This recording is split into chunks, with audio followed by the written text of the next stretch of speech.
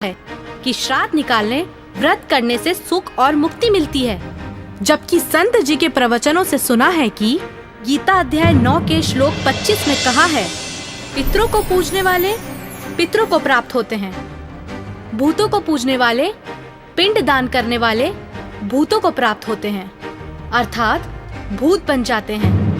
गीता अध्याय 6 श्लोक 16 में लिखा है कि हे अर्जुन, ये योग ना तो अधिक खाने वाले का, ना बिल्कुल ना खाने वाले का, ना अधिक जागने वाले का, ना अधिक शयन करने वाले का, और ना ही एक स्थान पर बैठकर साधना करने वाले का सिद्ध होता है। गीता अध्याय 16 श्लोक 23-24 में कहा है कि शास्त्र विधि को त्याग कर जो साधक मनमाना आचरण करते हैं, उनको ना तो कोई सुख होता है, ना कोई सिद्धि प्राप्त होती है, तथा ना उनकी गति अर्थात मोक्ष होता है।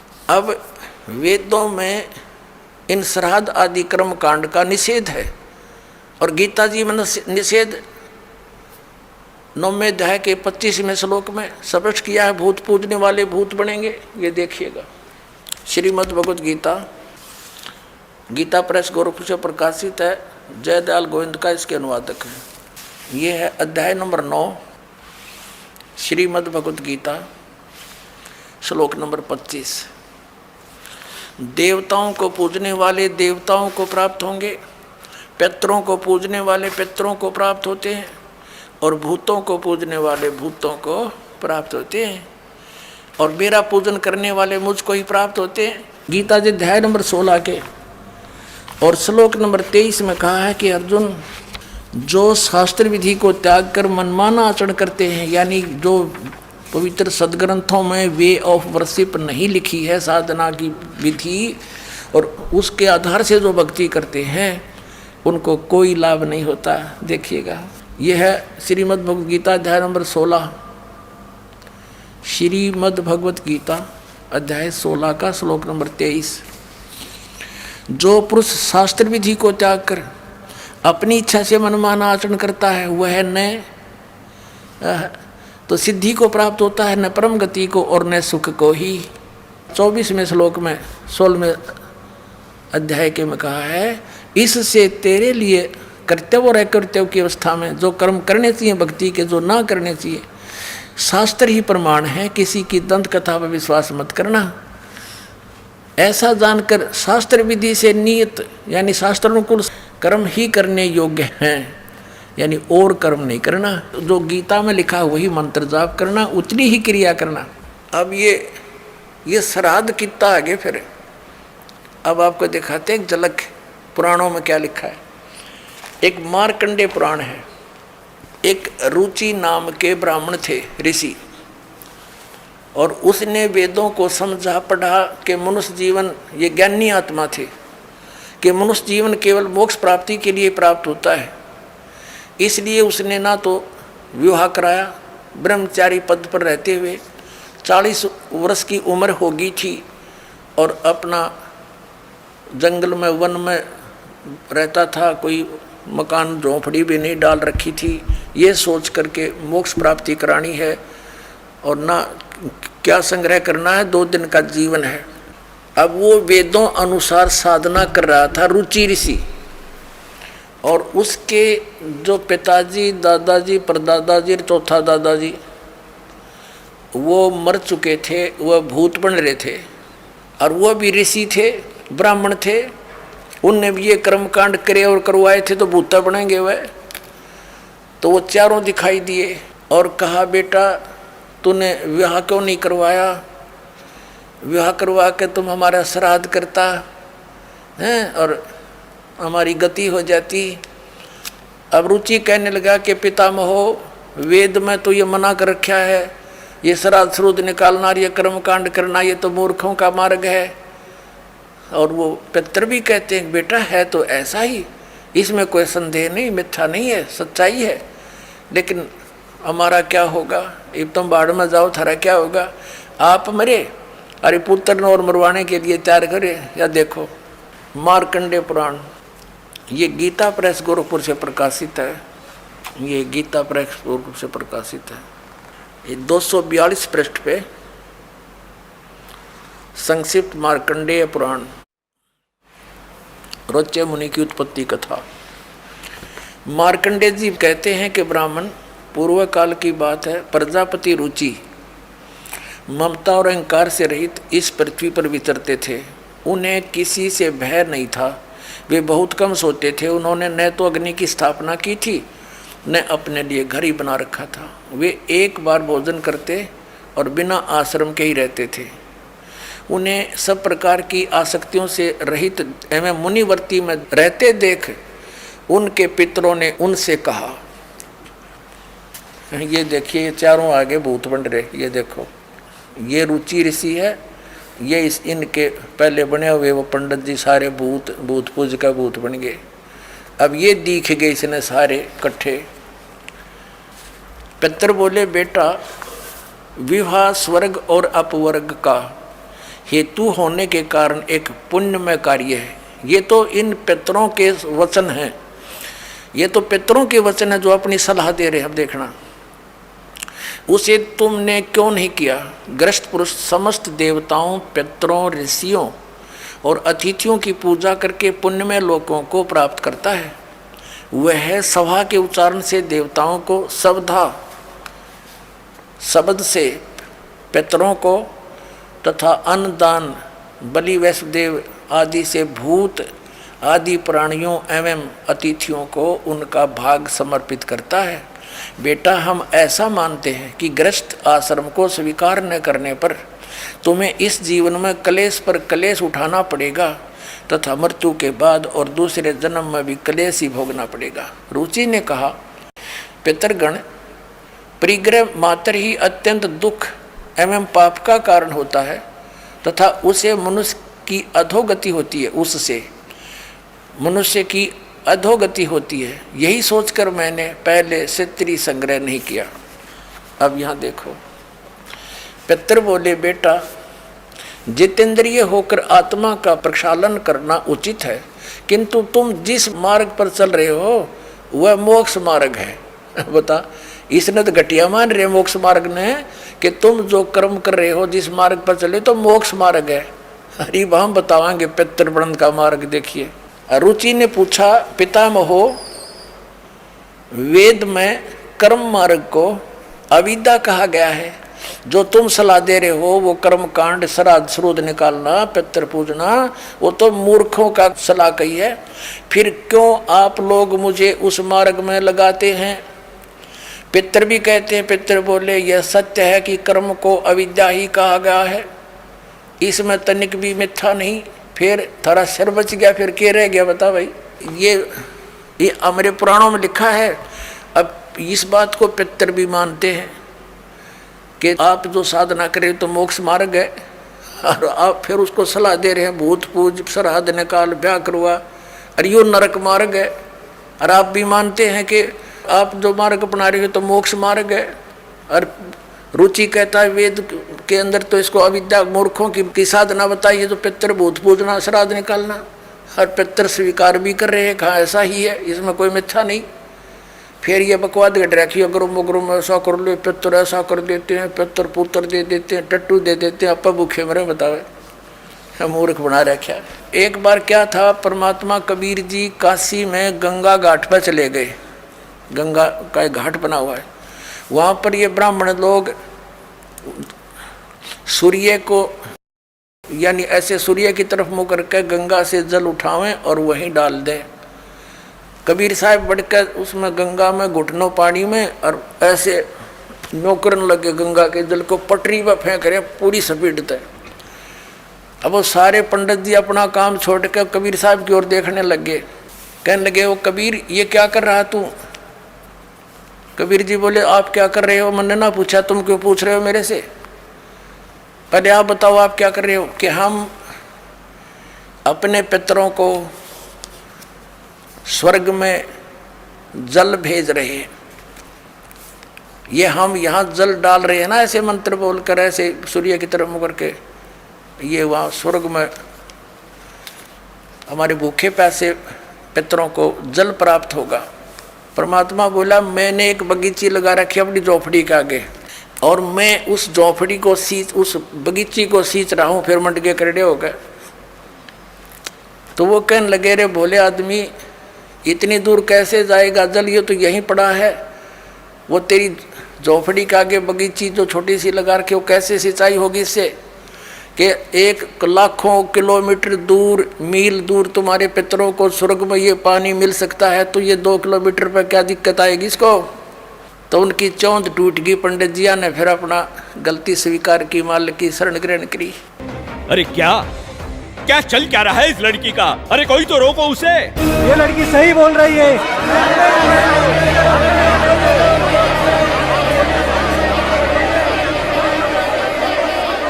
और हद तो तब हो गई बाबा जी जब आपने कहा परमात्मा पाप नहीं काटते, कर्म का भोग तो भोगना ही पड़ता है, चाहे कितनी ही भक्ति कर लो। सब झूठ है, सब। आपको पता है हमारे शास्त्र क्या प्रमाणित करते हैं?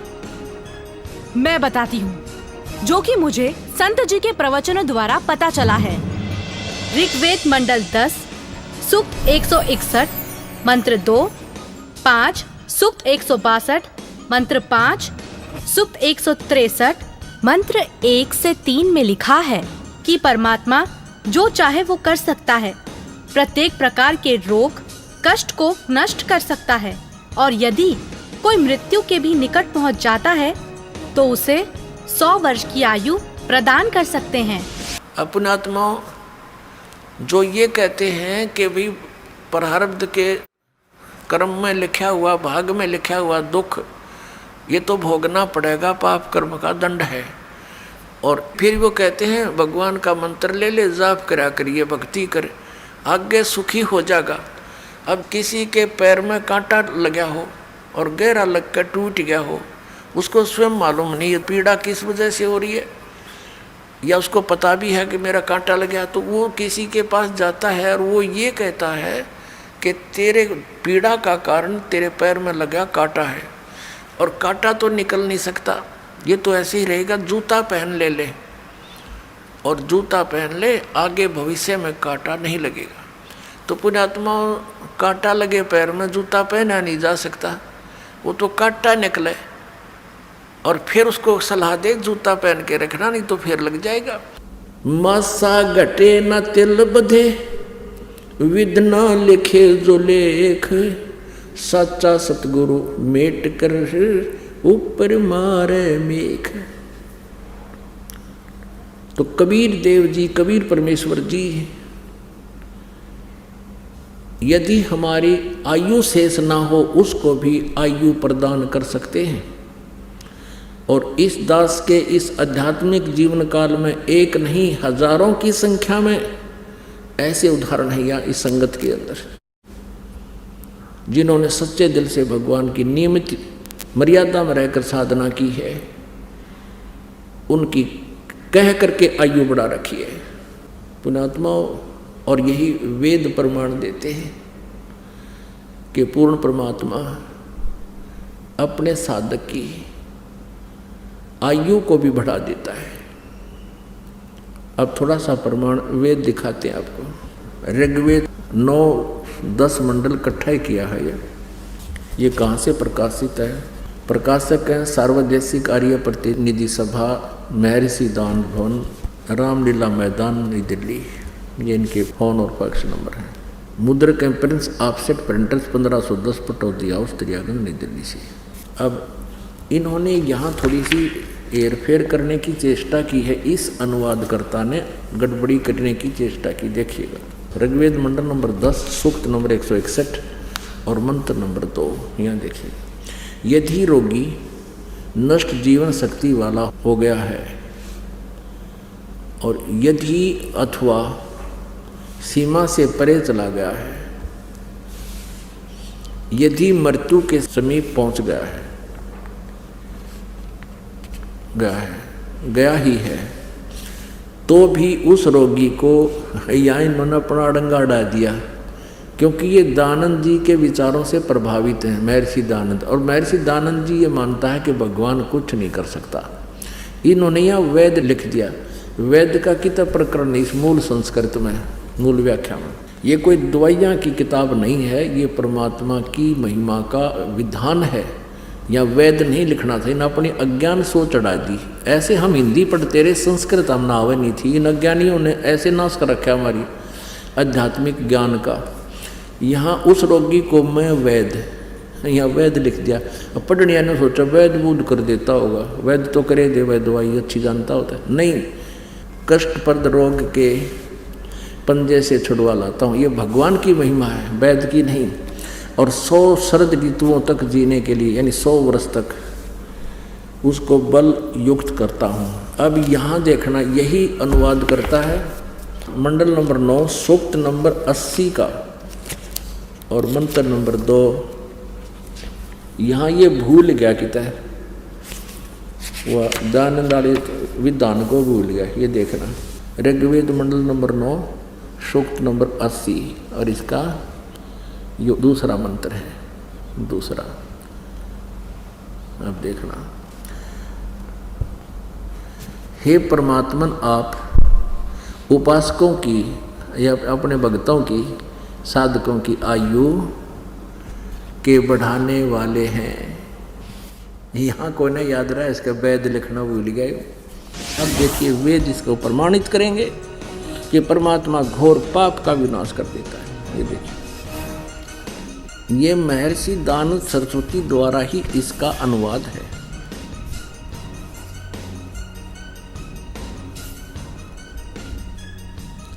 प्रकाशक हैं सार्वदेशिक आर्य प्रतिनिधि सभा 2/5 महर्षि दानव भवन, रामलीला मैदान, नई दिल्ली से।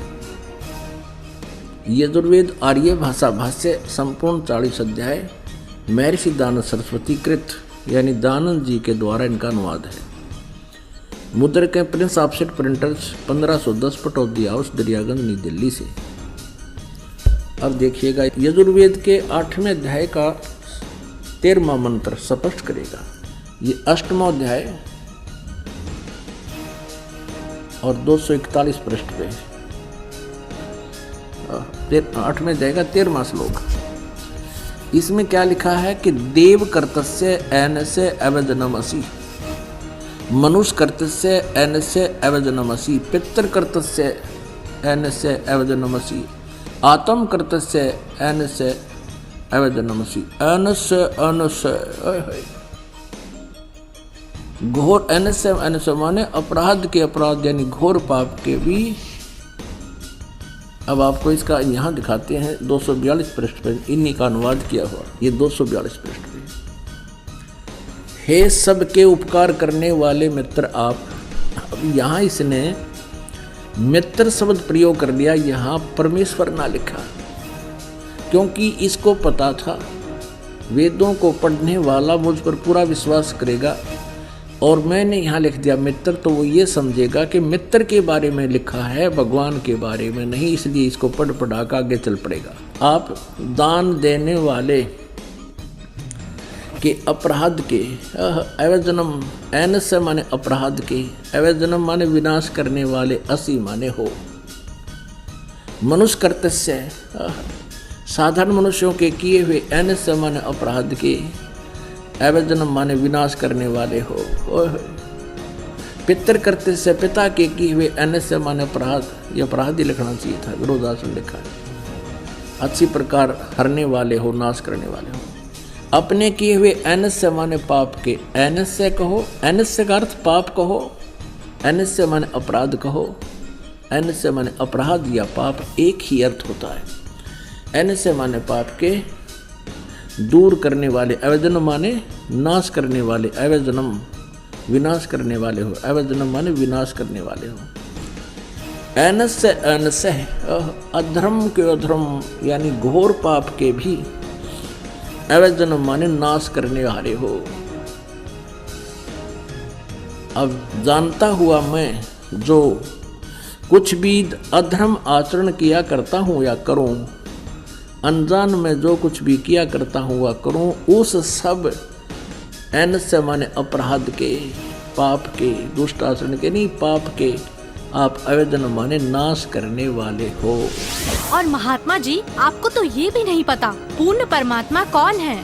अच्छा लड़की, तो तुम ही बताओ कौन है पूर्ण परमात्मा? पूर्ण परमात्मा वो है जिसने सृष्टि की रचना की है। उस परमेश्वर का नाम है कबीर। मैं आपको प्रमाणित करती हूँ, जो कि मुझे संत जी के प्रवचनों द्वारा पता चला है।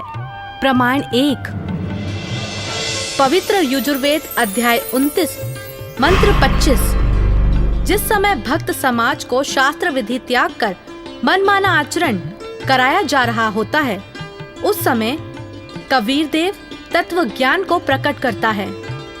प्रमाण 2, पवित्र सामवेद संख्या 359 अध्याय नंबर 4 के खंड नंबर 25 का श्लोक नंबर 8, जो कबीर देव तत्व ज्ञान लेकर संसार में आता है, वह सर्वशक्तिमान है तथा काल के कर्म रूपी किले को तोड़ने वाला है, सर्व सुखदाता है तथा सर्व के पूजा करने योग्य है। ऋग्वेद मंडल 9 सूक्त 86 मंत्र 17। ऋग्वेद मंडल 9 सूक्त 86 मंत्र 18। ऋग्वेद मंडल 9 सूक्त 86 मंत्र 19। ऋग्वेद मंडल 9 सूक्त 86 मंत्र 20। अथर्ववेद कांड नंबर 4 अनुवाक नंबर 1 मंत्र नंबर 7। मुस्लिम धर्म के पवित्र शास्त्र कुरान शरीफ सूरत फुरकानी 25 आयत 52 से 59 में लिखा है कि कबीर परमात्मा ने 6 दिन में सृष्टि की रचना की तथा 7वें दिन तख्त पर जा विराजा, जिससे परमात्मा साकार सिद्ध होता है। राग तिलंग महला 1 पंजाबी गुरु ग्रंथ साहिब पृष्ठ नंबर 721, जिनका नाम है कबीर। ये दास यदि मौखिक आपको सुनाएगा